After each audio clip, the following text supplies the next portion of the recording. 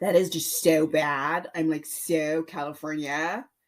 So one day I will do the American equivalent of this. But, without my voice, I really wouldn't be able to do these podcasts.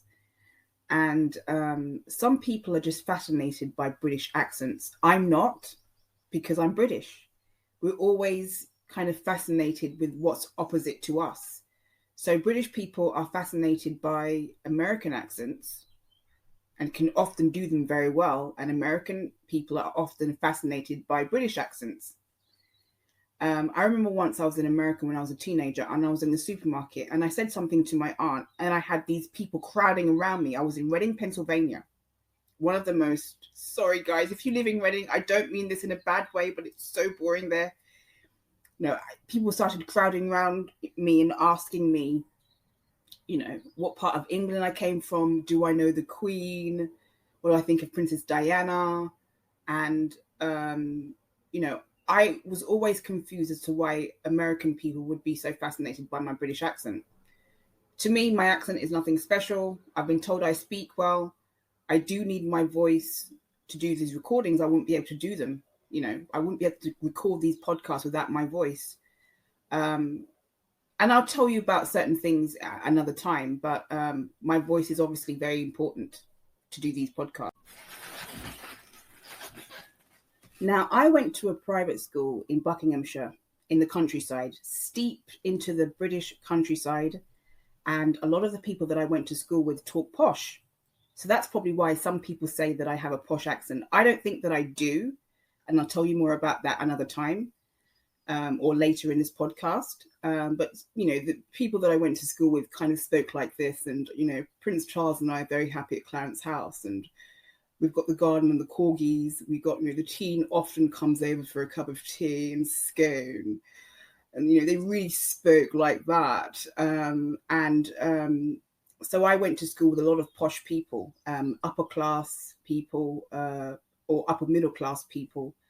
And, that's where I went to school, in the English countryside, surrounded by very, very posh people, wealthy people. The posh accent in England is often associated with wealth and class. And the opposite to that is a Cockney accent, which is like this, like, right, in it, Mark, right. I want to go down to the pub, you know what I mean? Yeah, like, right, Ricky, get me a cup of tea. Now, there is an accent in England it's an Emily accent, and it's sometimes called a Jafaican accent because there is a very strong Jamaican immigration presence in this country. And it's influenced parts of the English language in parts of the country, particularly in parts of London. And it's like, you get me blood, on roadman ting blood. You know them where their blood. Them mans are all from the north side blood. And some people really hate that accent and that way of speaking has overtaken the Cockney accent, which was a very, very prominent accent in this country that I think is really dying. The Cockney accent is really dying. And it comes from, the MLE Jafaican accent comes from Jamaican, it comes from a Jamaican influence. It comes from Jamaican immigration. And, them boy they deserve a beating, That's a Jamaican accent. It comes from the Jamaican language or the Jamaican version of English, which is called patois. And, it's very influential in this country. A lot of young kids use that kind of, way of speaking. And it's seen as cool, very cool. I don't know why, but that's just the case. I'm just going to ride this thing out with my Cockney accent because I've just had enough, innit, right?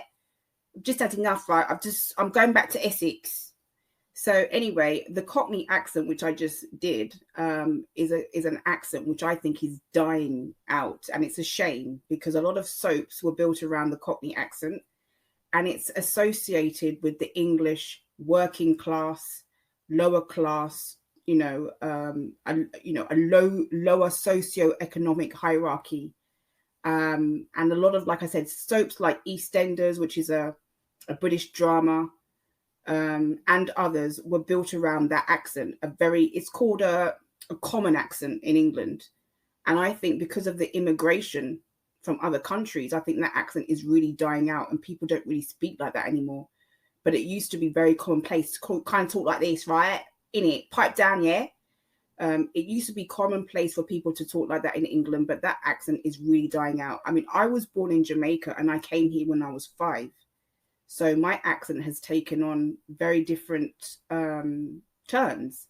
But I think my accent is a cross between a posh accent. It's not quite posh, but it's, you know, it's kind of on the border. It's not quite there. I don't think I've got a posh accent, but my accent is a cross between a posh accent and an Emily accent, I would say. But it's definitely not Emily and it's definitely not Jafaican.